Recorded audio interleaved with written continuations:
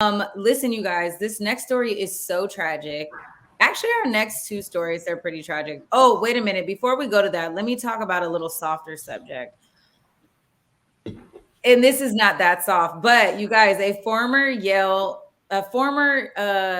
School of Medicine employee stole more than $40 million in electronics and bought luxury cars, homes, and went traveling, you guys.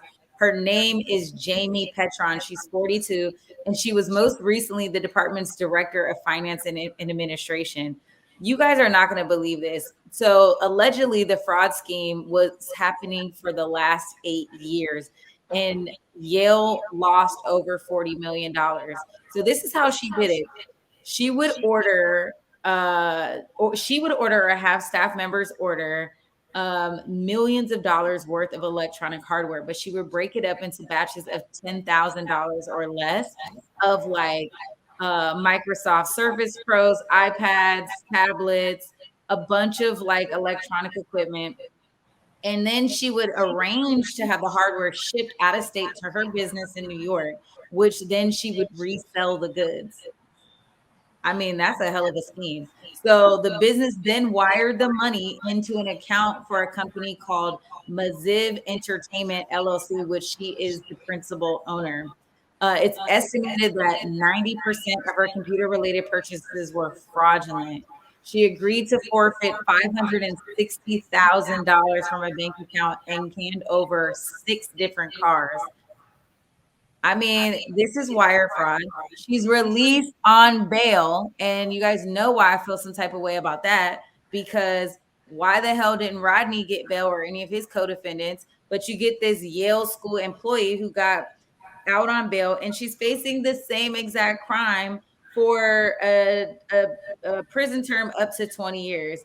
So, baby, they better throw the book at her. And she hasn't paid taxes since 2016. So now she's being charged with tax evasion. That's messy, super messy boots, y'all. Oh yeah, she's about to get cooked. But 8 years? She got away with this for 8 years? Yeah, And 40, how do 40 you million. Her how you lost. steal 40 million and only got to give back 500,000? What happened? What happened to the other 39 million? I mean, I'm saying, I don't know. It's crazy. It's just so crazy to me.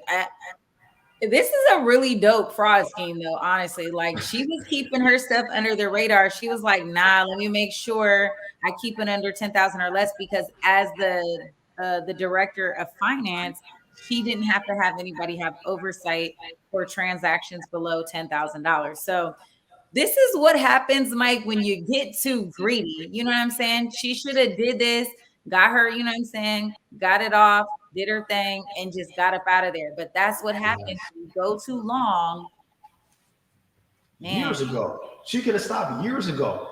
And man, what's she did all this just to buy cars? That's what this was about. That's the wild thing too, man. You stole 40 million. You didn't plan retirement.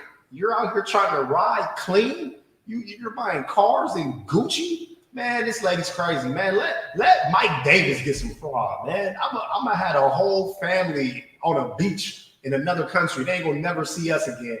I ain't gonna be. Who steals 40 million and is still going to work every day, man? She deserves to get caught. Yeah, well, she got caught and she's about to have to sit down and do some time. So we'll see. I mean, Lots of it. if Lots of it she though, because them taxes, they're not playing.